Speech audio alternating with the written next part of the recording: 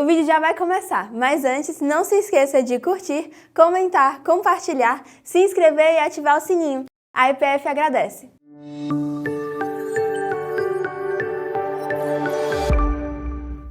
Atos dos Apóstolos, capítulo 2, verso 42.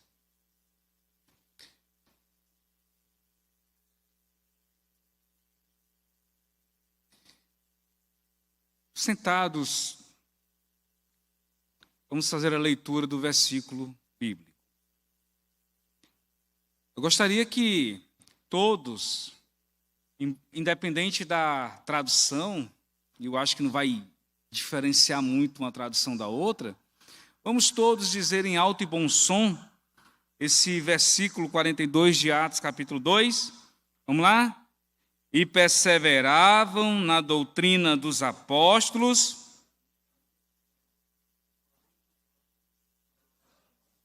Senhor Deus e Pai bendito, não há outro no céu nem na terra, só Tu és Deus. Tu és único, és o doador da vida, és aquele que abençoa, que sustenta, que anima, és aquele que abraça as famílias, aquelas que são chamadas pelo Teu nome, as famílias da aliança, que tem um pacto contigo por meio de Teu Filho Jesus Cristo de Nazaré. Louvamos o Teu nome, ó Deus, por Tua bondade, por Tua fidelidade e por tudo que Tu és.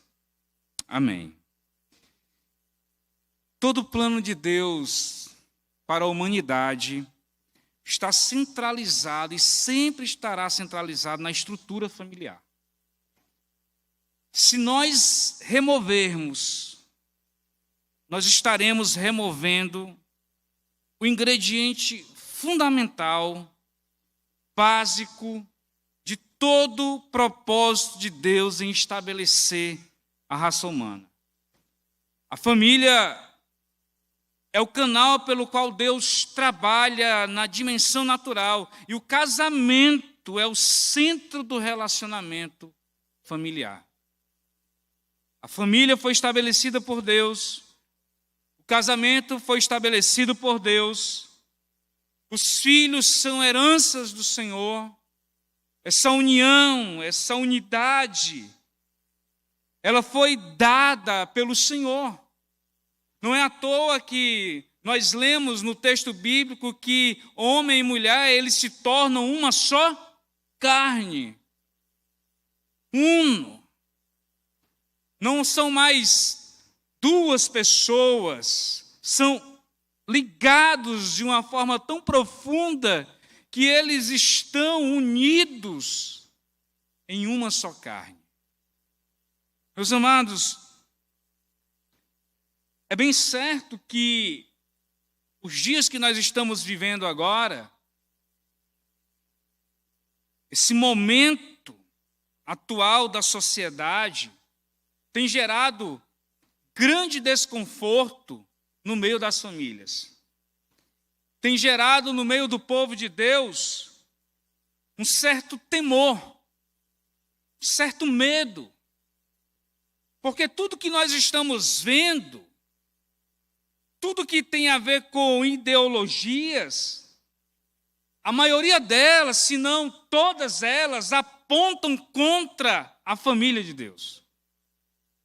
Casamento, a ideia para a sociedade não é mais a união entre um homem e uma mulher. É a união de duas pessoas do mesmo sexo. Os nossos filhos sendo alvo constante dentro da escola de determinadas ideologias que têm o único objetivo de atacar a fé, de atacar o coração, de desligar os nossos filhos e as nossas famílias do propósito de Deus.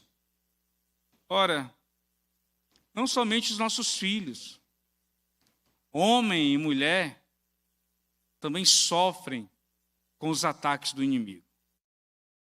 Com os ataques da internet, com os ataques que vêm do legislativo, do executivo, do judiciário, das mentes profanas que criam suas ideologias contra a família estabelecida pelo Senhor.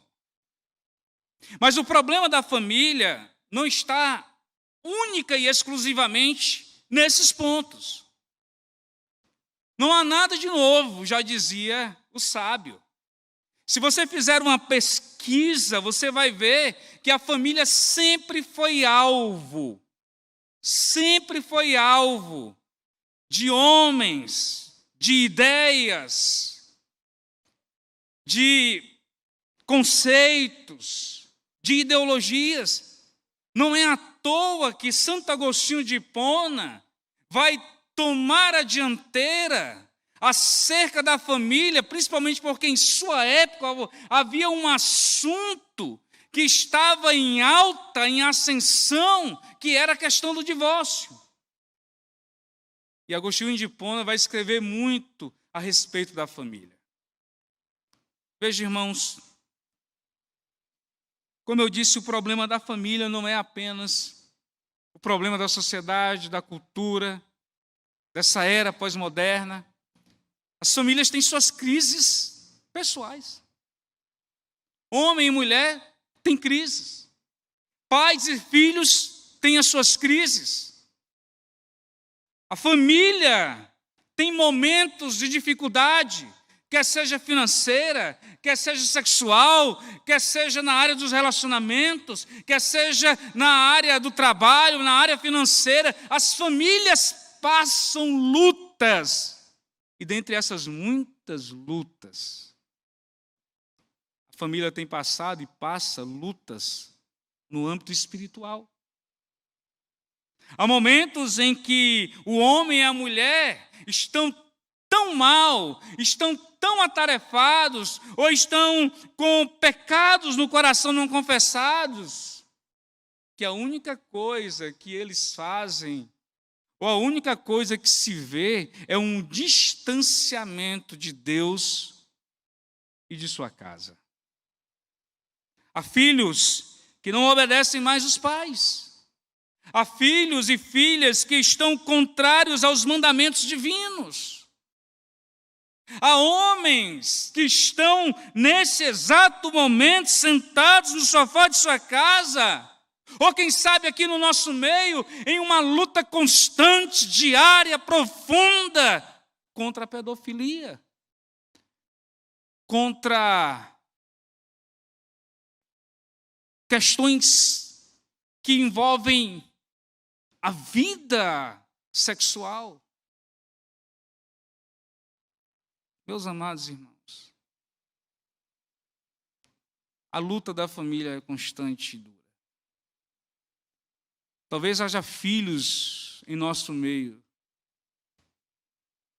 que choram amargamente porque o pai, o avô, o tio, alguém da família, o vizinho mais próximo, tem agido de má fé, um pedófilo dentro de suas casas. A luta diária, irmãos. Há homens e mulheres que lutam contra a pornografia.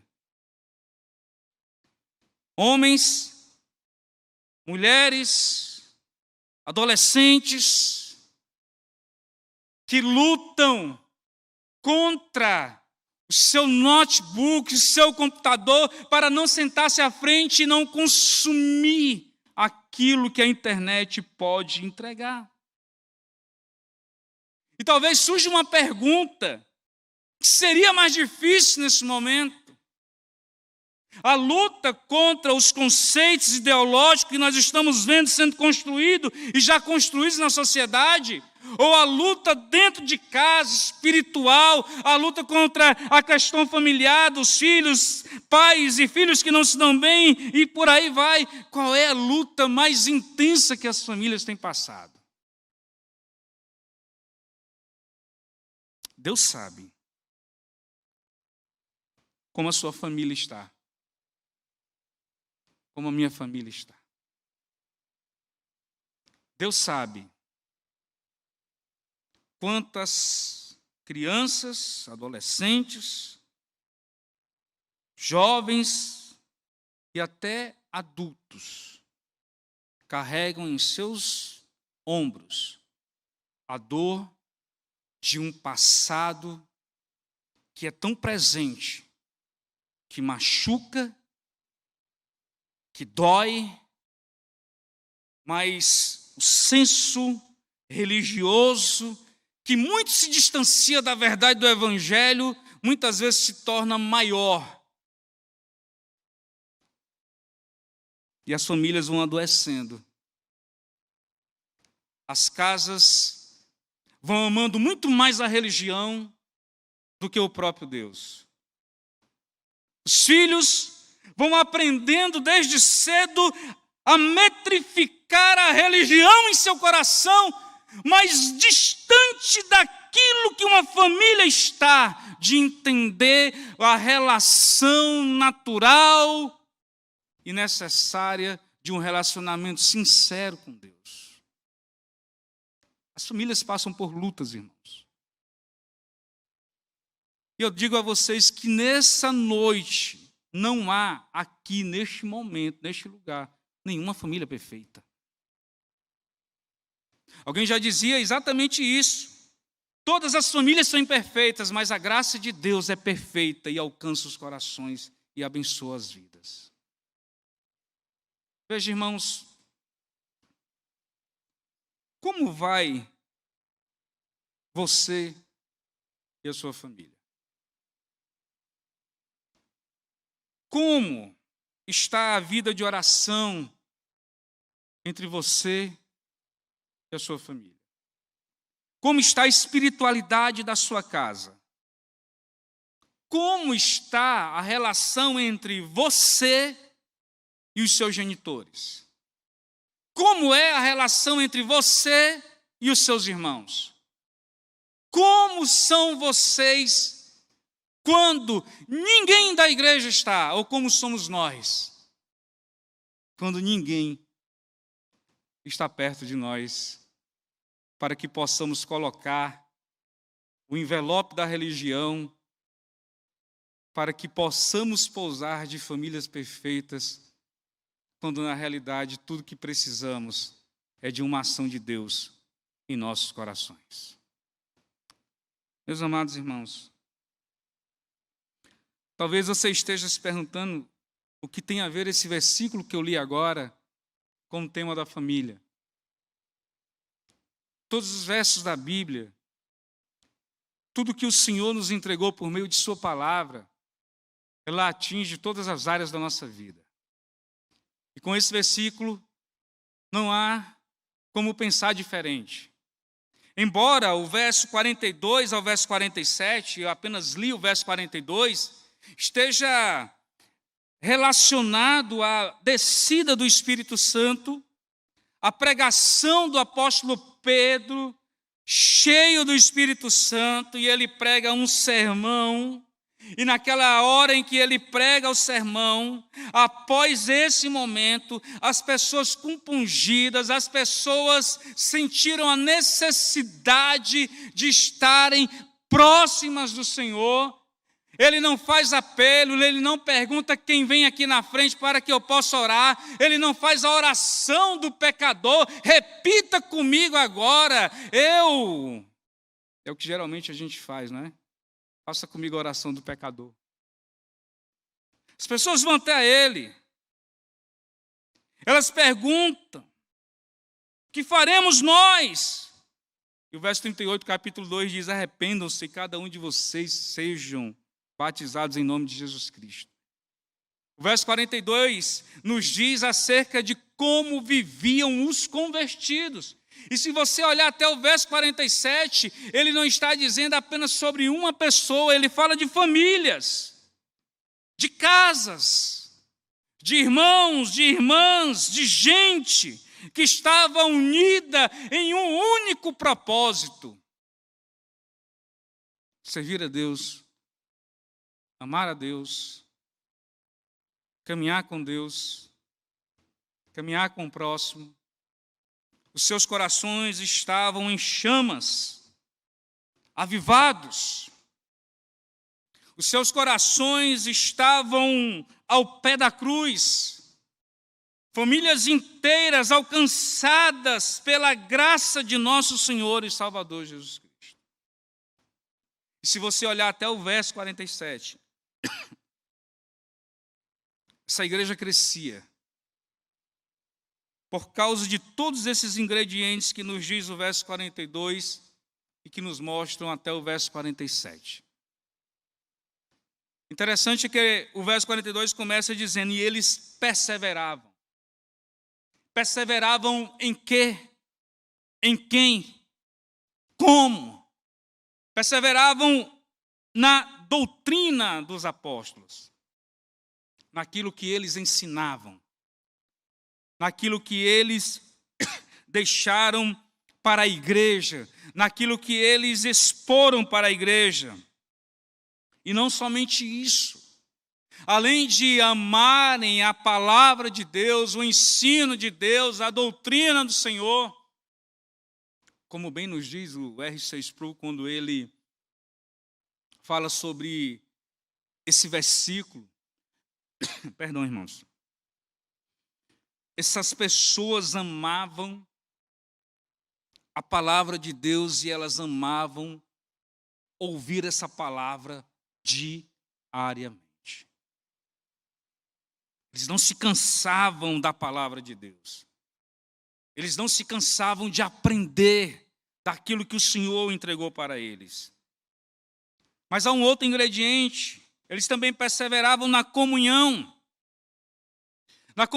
entre si, na koinonia, tão presente nessa igreja. Mas há também quem diga que essa comunhão não era apenas a comunhão entre os irmãos da igreja. Era uma comunhão que envolvia todo o povo de Deus, e essa comunhão também era vivida dentro de suas casas. No partir do pão e nas orações. As famílias não só amavam a doutrina, as famílias, os crentes, os novos convertidos não só amavam a comunhão entre a igreja e entre si, como eles amavam participar da ceia do Senhor. E há também quem diga que esse partir do pão diz respeito a duas questões: a ceia do Senhor, bem como o partir do pão de casa em casa, abençoando uns aos outros, não faltava nada. Se uma família tinha falta, uma outra família chegava junto e abençoava, porque eles estavam cheios da graça de Deus. E eles amavam orar. Eles amavam estar juntos como igreja, juntos como família, perseverando em oração. Meus irmãos,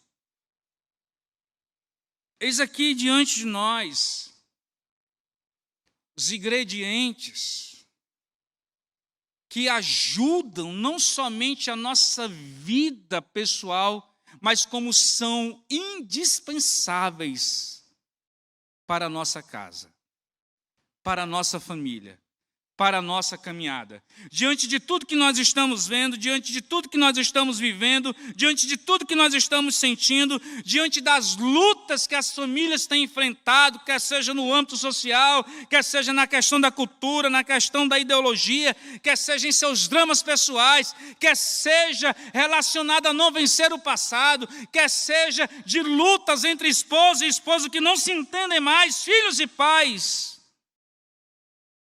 Há uma única forma de avivar a nossa casa. Eu queria meditar exatamente sobre esse versículo. Como avivar a nossa família. Como a nossa família pode ser avivada nesses dias de lutas travadas contra a sociedade, contra a carne e contra o mundo. A primeira coisa que Lucas vai nos informar é que após terem escutado a pregação do apóstolo Pedro, 3.000 pessoas convertem-se naquele dia. E eu gosto muito da expressão do John Stott, quando ele diz que aqui os apóstolos vão cuidar do berçário do Senhor, aonde criancinhas, bebezinhos, novos convertidos nasceram, e cabe agora à igreja ajudá-los a crescer, ajudá-los a tomarem forma, ajudá-los a terem o que dizer lá na frente quando alguém lhe pedir respostas à sua fé. E não pode ser diferente para nós, irmãos. Há uma forma inicial de abençoarmos a nossa casa, há uma forma inicial pela qual o Senhor quer usar para que a nossa família seja avivada pelo poder do Espírito Santo.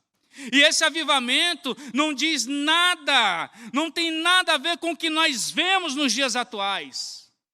Esse avivamento, ele se inicia quando a mensagem, a palavra, a pregação do Evangelho atinge e é vivida dentro dos nossos lares, dentro de nossas casas.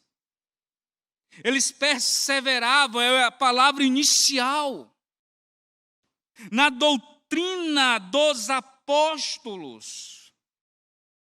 E meus amados irmãos, é a palavra de Deus que vai exatamente avivar o nosso coração. É a palavra de Deus que vai quebrar e vai nos mostrar todo o nosso pecado. Quando nós olhamos para os 10 mandamentos, o que nós vemos ali, senão Deus dizendo como nós somos pecadores e como a sua graça pode nos alcançar. Nós precisamos estudar a palavra dentro de casa. Nós precisamos dar aos nossos filhos a palavra de Deus. Nós precisamos dar à nossa esposa a palavra de Deus. Nós precisamos ensinar a nossa família acerca da palavra de Deus, como doutrina do Senhor. E é uma pergunta que eu faço nessa noite. Que tipo de avivamento você está buscando para a sua casa e que tipo de solução você está procurando para a sua família? Quando você olha para as mídias, quando você olha para as questões ideológicas, quando você olha para as questões da escola, quando você olha para tanta coisa e olha também para os dilemas, para as lutas pessoais da sua casa, como você tem resolvido esses dilemas? Por meio da palavra? Como você tem buscado avivamento para a sua família? É por meio da palavra? Ou por meio de misticismo? É por meio da palavra?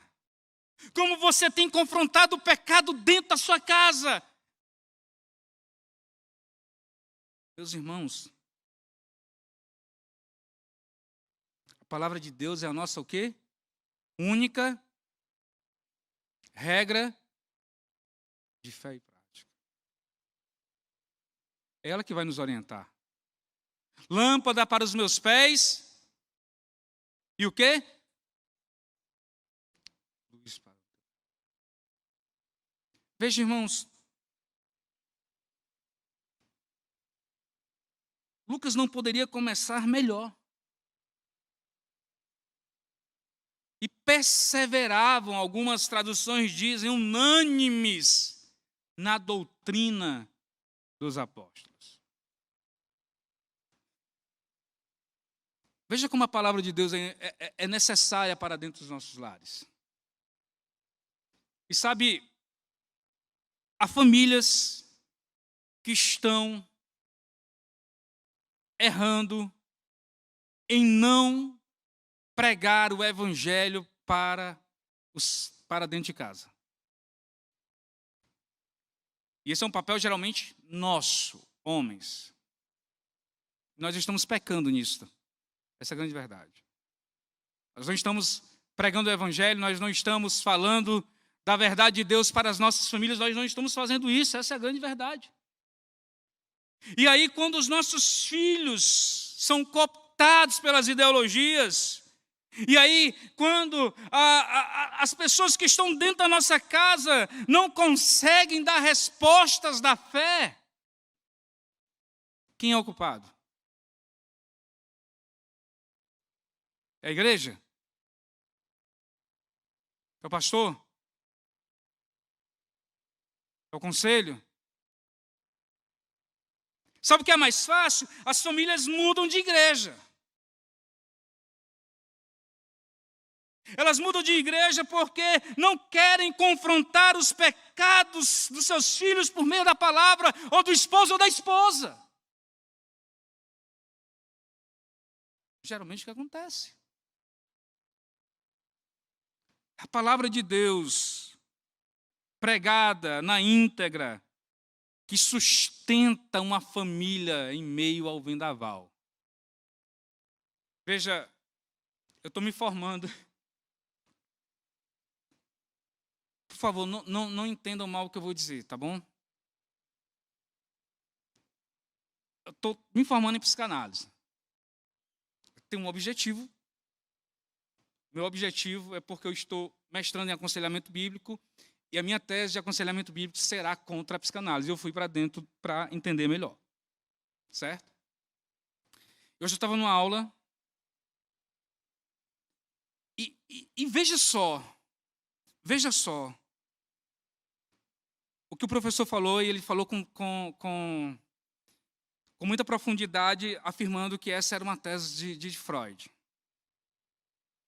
Quando ele disse que a criança ela é um ser autônomo e que ela não precisa dos ensinamentos de seus pais, que ela pode se autodescobrir e que essa autodescoberta não é errada e que ela pode fazer com o seu corpo o que ela bem quiser. Ele usou palavras de baixo calão, não vou falar aqui. Veja, uma das coisas que ele afirmou, isso o Dr. John MacArthur, no livro Introdução ao Aconselhamento Bíblico, ele fala muito bem sobre isso, quando ele fala exatamente que não há um compromisso de psicanálise, de psiquiatria, da psicologia em relação à verdade do Evangelho, em relação à doutrina bíblica. E hoje ele afirmou categoricamente: nós não estamos preocupados, a psicanálise não se preocupa com a mentira. Minta o tanto quanto você puder. Agora, imagine uma informação dessa chegando para uma pessoa da sua casa. Como essa pessoa conseguirá rebater essa informação falsa, mentirosa? A pregação do Evangelho, a perseverança na doutrina. E veja, escola dominical não existe para educar seus filhos. A educação é uma responsabilidade minha como pai, da FEB como mãe, e ela começa dentro de casa. É ali que começa o nosso curso de teologia. É ali que nós devemos ensinar aos nossos filhos a boa doutrina do Evangelho de Jesus Cristo de Nazaré. Se nós não fizermos isso, fatalmente as nossas famílias irão ser destruídas, fatalmente alguém da nossa casa se desviará, fatalmente alguém irá combater contra mim ou contra você. Ensine e persevere na doutrina do Senhor, ensine a palavra de Deus, pregue o Evangelho do Senhor para a sua família, meu irmão. Hoje eu quase choro. A Daça veio toda feliz me mostrar a devocional dela de hoje, né? com 4 perguntinhas. O que o texto falou? O que eu entendi? Como eu posso aplicar? E como eu posso evangelizar? A devocionalzinha dela de hoje. Meus amados irmãos, persevere na doutrina, persevere na palavra e pregue o evangelho para dentro da sua família, dentro das suas casas, no lar de vocês. Nós pensamos em avivamento de uma forma muito errada. O R.C. Sproul, quando fala sobre avivamento, ele diz que todo avivamento começa com a palavra de Deus pregada e a doutrina ensinada. Não é grito, não é unção do macaco. Esses dias mandaram para mim aí um vídeo de um camarada com a unção do pica-pau.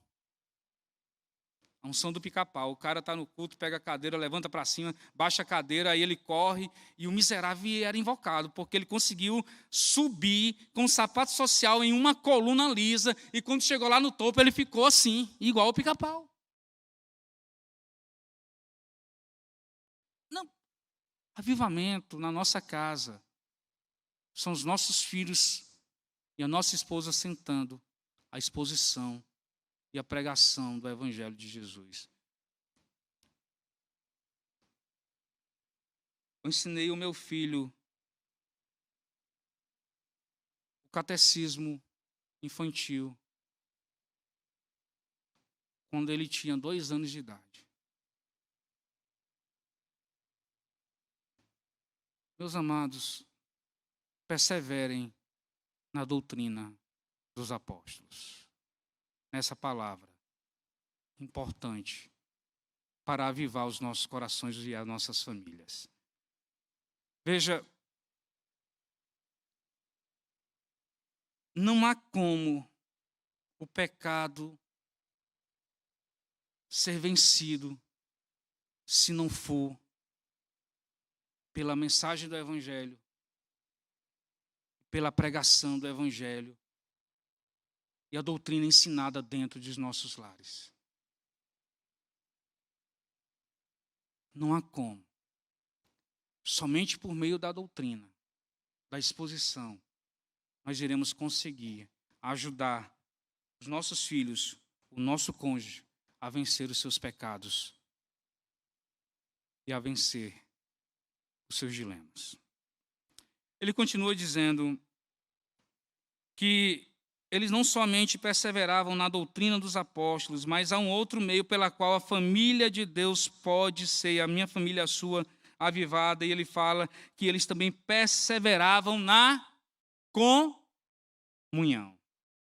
Olha que coisa interessante. E aqui eu já dei um spoiler para vocês, que a palavra comunhão aqui ela tem 2 sentidos. Primeiro, a comunhão entre os membros da igreja. Mas essa comunhão também atingia a comunhão das famílias. Como é que você acha que eles viviam em comum acordo com os outros irmãos e as outras famílias? Essa comunhão, ela também atingiu a vida de homens, de mulheres, de crianças, de gente, de casa. E veja, há uma importância nessa comunhão. Alguém já dizia que, e aqui eu vou falar nos 2 sentidos, a comunhão, ela é terapêutica. A comunhão, ela é necessária. A comunhão, ela traz alegria. A comunhão, ela gera um afeto maior quando as pessoas estão bem. Se tem uma coisa que traz tristeza para uma família quando essa comunhão é o quê? Quebrada. Quando o divórcio está na iminência de acontecer. Quando o seu filho e a sua filha cortam não o cordão umbilical, mas cortam os laços de ensino, de companheirismo, de afeto, de irmandade, de amor, de sentimento profundo. E eu digo isso, irmãos, porque com 16 anos de idade eu fiz isso com a minha família. Eu decidi ser frade, franciscano. Fugi de casa para ir para o mosteiro. E os meus pais, na tentativa de não quererem que eu fosse para o mosteiro dos franciscanos, me barraram. E aí eu olhei para eles e disse assim: meu pai é Francisco, não é você. Minha mãe é Maria, não é a senhora. Aquilo foi um baque para minha mãe. Mas talvez tenha dentro da sua casa lutas e dilemas profundos de quebra de relacionamento. O menino que está namorando a menina que não é crente, ou a menina que está namorando o menino que não é crente, um desvio doutrinário, a descoberta de um pecado não confessado, uma confusão generalizada dentro da casa, os pais que são divorciados, você não sabe para onde ir. São dilemas, são lutas. Por isso que é tão importante orarmos a Deus para mantermos a comunhão dentro da nossa casa. Para mantermos a comunhão com a nossa esposa e com o nosso esposo. Para mantermos a comunhão entre os filhos, com as mães e assim por diante. Há uma necessidade, há uma urgência de mantermos essa comunhão. Mas essa comunhão não é apenas dentro da nossa casa, essa comunhão dentro da nossa casa também deve ser exercida dentro da igreja. Dentro da igreja. Veja, e não é a comunhão pela comunhão. Deixa eu explicar o porquê que eu estou dizendo isso. Não é a comunhão pela comunhão. Eu vou explicar contando para vocês rapidamente a história de um filme, onde a família toda era cristã. A mãe uma devota, o pai um devoto, amados na igreja, envolvidos dentro da igreja. Só que havia nessa cidade onde essa família morava um problema. Há 10 anos atrás, houve uma quantidade de assassinatos.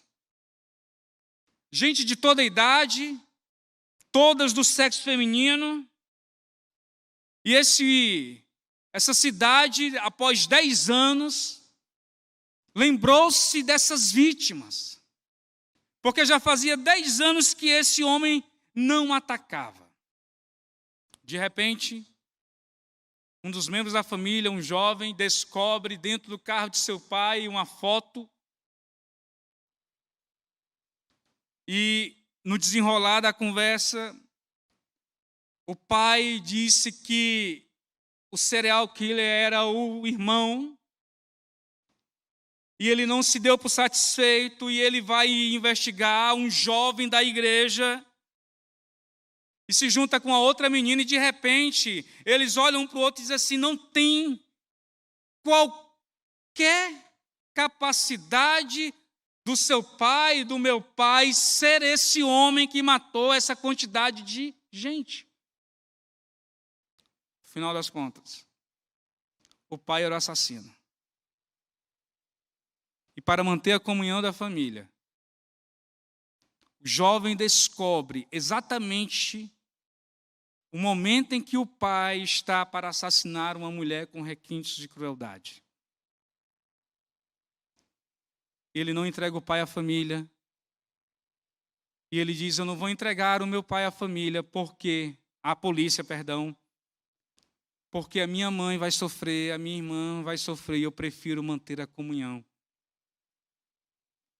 E ele arma um esquema com a menina para que o seu pai seja morto. E só é encontrado meses depois. Não é a comunhão pela comunhão. Se há pecados não confessados, você deve ajudar ao seu cônjuge, ajudar ao seu filho, ajudar alguém da sua família, para que ele confesse o seu pecado, para que a plenitude dessa comunhão seja estabelecida. Nós não podemos pensar na comunhão da nossa casa de qualquer jeito, de qualquer forma. Há um livro chamado Porque Tarda o Avivamento. E um dos motivos pelo qual o avivamento tarda é a não confissão de pecados. É a não confissão de pecados. Há famílias que estão exatamente assim, bonitinhas, ajeitadinhas, arrumadinhas, acima de qualquer suspeita.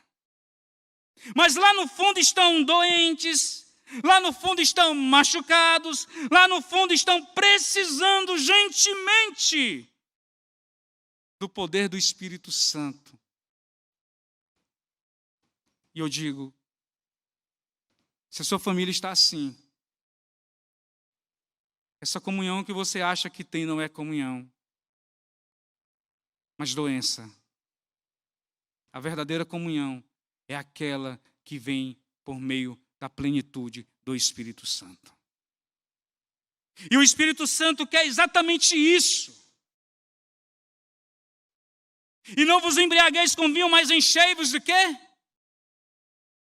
Aí essa palavra lá em Efésios vem antes de tudo aquilo que a gente vê acerca da família, da mulher ser uma boa esposa, do filho ser um bom filho, do marido ser um bom marido. É essa comunhão necessária, é essa comunhão desejável. Nós devemos desejar essa comunhão, irmãos. Veja, essa comunhão também tem a ver com a comunhão da nossa igreja. Quando eu digo da nossa igreja, não estou falando da IPF, eu estou falando da igreja. Nós devemos lutar pela preservação da nossa comunhão bíblica em casa e na igreja. Nós devemos perseverar na doutrina dos apóstolos e na comunhão. Bem como não somente perseverar na comunhão, mas também no partir do pão e em quê? Nas orações. Veja, irmãos, rapidamente eu vou falar sobre essa questão do partir do pão. Eu disse que ela também tem duas formas. O partir do pão como sacramento da ceia, e o partir do pão, e o próprio texto, verso 42 a 47, vai nos mostrar que esse partir do pão também tem a ver com ajudar o quê? O necessitado. Quem é esse necessitado?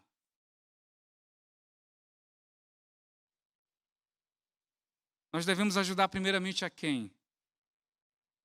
Os da família da fé. É um conceito bíblico.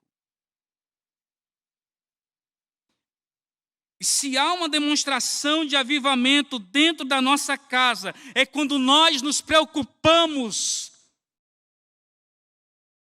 com o outro. É como se eu e a minha casa nos preocupássemos com a Cristina, em saber como ela está. Eu me preocupo, Cristina, em saber como você está.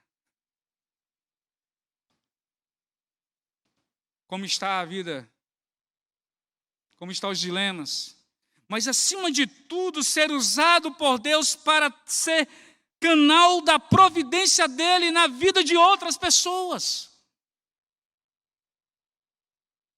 Nós temos os nossos olhos muito voltados ali para fora, mas dentro há pessoas que passam por lutas, dilemas, dentro da área financeira, e não são poucos, irmãos. São muitos. E um sinal de avivamento começa com a leitura da palavra dentro de casa, começa com a perseverança por uma verdadeira comunhão dentro do nosso lar, que se estende à igreja, e começa com esse partir do pão. A vivência da família acerca do sacramento, vivendo dentro da unidade da igreja, mas também entendendo e percebendo que há pessoas que precisam urgentemente de ajuda em seus lares. Deixa eu contar um pequeno testemunho de uma igreja, eu não vou falar o nome, mas uma igreja interessante. Certa mulher ficou grávida e o marido largou. Foi embora. E ela foi buscar na igreja alento para suas dores, bálsamo para suas feridas. E ela ouviu a pregação do Evangelho, e naquele dia o Senhor a chamou, o Espírito Santo a convenceu e ela tornou-se uma crente em Jesus. Ia para o discipulado, e a barriga crescendo. E ela trabalhava e de repente teve que parar de trabalhar porque a sua gravidez tornou-se uma gravidez de risco. E um belo dia, as irmãs daquela igreja sentiram falta da irmã. A irmã não está mais vindo. Vamos olhar lá no papelzinho da recepção, onde ela mora, o endereço dela. Descobriram o endereço daquela irmã. Uma comitiva foi feita só de mulheres. Chegaram na casa dessa irmã, ela estava deitada, tudo sujo. E a primeira ação daquelas irmãs foi lavar a casa toda daquela mulher. Lavaram suas roupas. Uma outra juntou-se com mais uma, levaram uma irmã para o banheiro e deram um banho nela, porque ela estava sem conseguir se levantar. Perceberam que ela não tinha geladeira, juntaram dinheiro e compraram uma geladeirazinha para ela. Perceberam que ela era sozinha, que ela não tinha familiar aqui, compraram uma máquina de lavar para ela. E essas mesmas irmãs se juntaram com outras irmãs. E essas outras irmãs fizeram um compromisso. Após a criança nascer, nós vamos ser a família dela aqui. E elas se dividiram entre manhã, tarde e noite. Quem podia ir de manhã, quem não podia ir à tarde, quem podia ir à noite. Uma igreja que entendeu o que é o partir do pão. Não é apenas comprar uma cesta básica. Não é apenas levar pão de coco na época da Páscoa. Não é apenas telefonar, o irmão dizer eu estou passando por luta e você dizer eu vou orar. O primeiro sinal de que sua família foi alcançada por Deus, está cheia do Espírito Santo, é você dizer eu vou te visitar. Eu vou olhar como você está. Eu quero saber das suas necessidades, porque a palavra de Deus diz que eu devo ajudar primeiro os irmãos da fé. Veja, acompanhe comigo o verso 45. Vendiam suas propriedades e bens, distribuindo o produto entre todos à medida que alguém tinha o quê? Necessidade. Será que nós temos coragem de vender alguma coisa nossa de valor em prol do pagamento da conta de um irmão desempregado? Porque nós achamos que isso é apenas uma ação da junta diaconal. A junta diaconal tem as demandas lá, cheio de coisas, cheio de demanda, mas essa é uma demanda da igreja, junto com os irmãos da junta diaconal. Faz quanto tempo que você e sua casa não visitam a casa de outro irmão? Nós temos aqui um ministério de visitas, né? A capelania que foi esses dias visitar um irmão lá no hospital. Nós temos o Ministério de Família que visita, nós temos a diaconia que visita, nós temos os presbíteros que visitam. Nós temos outros irmãos que visitam, mas a pergunta é, a sua família, você, a sua casa, faz quanto tempo que você não visita um irmão, uma irmã, que você sabe, que você tem a ciência de que essa pessoa está passando por lutas? É essa hora que a teologia serve. É para isso que a teologia nos é ensinada. Não só para ensinarmos os irmãos a doutrina, mas também para exercê-la dentro da nossa casa.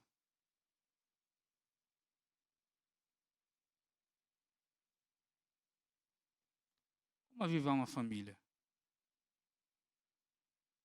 Primeiro, com a doutrina. Segundo, com a comunhão, em 2 sentidos. Terceiro, com o partir do pão. A vivência da sua casa junto com a igreja no sacramento do eterno. Mas também o partir do pão, observando a necessidade de outras famílias. Por último,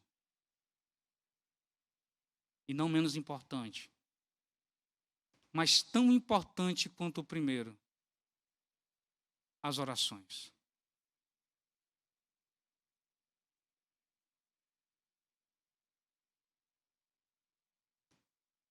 Orar sozinho é bom, é necessário.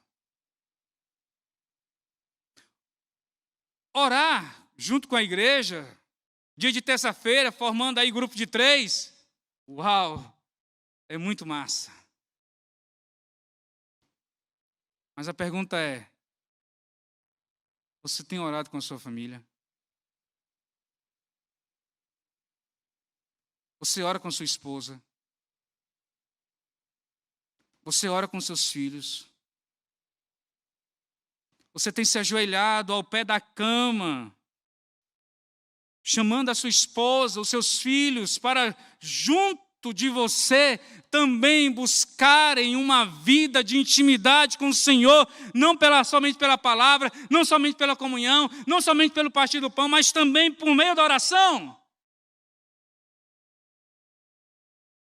Parece que nós não temos mais tempo de orar com as nossas famílias. O dia é tão corrido. É graduação, é pós-graduação, é mestrado, é doutorado, é pós-doutorado. É estudar para concurso. É o trabalho o dia todo, é o chefe no pé do ouvido, é a pressão da vida.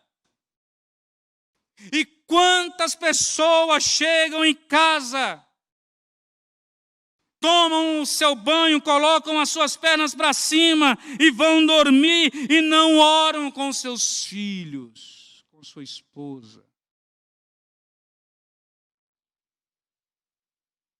O primeiro sinal de avivamento é a palavra, o segundo a comunhão, o terceiro o partir do pão, o quarto as orações. Spurgeon dizia que a oração é como um bebê que tem o desejo urgente do leite materno. E nós devemos exatamente, irmãos, chamar, conclamar a nossa casa para estar diante de Deus em oração. É a oração que vai nos ajudar a entender os propósitos de Deus para a nossa vida. Nós já lemos a palavra, nós estamos na vida diária da igreja, nós estamos em comunhão, a oração vai nos ajudar. A oração não vai mudar, ela vai nos ajudar a entender que Deus tem algo maior para mim e para você. Irmãos, orar em família é um negócio legal, espetacular. Você pega o seu filhozinho pequeno para orar, é um negócio fantástico. Aquela vozinha de bebê se arrastando. Orar com sono é um negócio fenomenal. Porque você está orando mesmo com seus olhos quase indo você está ali com as suas forças quase se esvaindo, e você ora muitas vezes errado, Deus abençoa os meus pecados. Não é assim, né? Deus abençoa, não amaldiçoa o meu inimigo, e abençoa o meu amigo. Deus abençoa os meus pecados. Orar faz parte da vida cristã. Se nós não oramos, é um sinal. O sinal está amarelo, perigo. Se nós não gostamos de orar, significa que há algo de errado na nossa fé, significa que há algo de errado em nós. E se há um padrão de oração, é o próprio Senhor Jesus Cristo de Nazaré.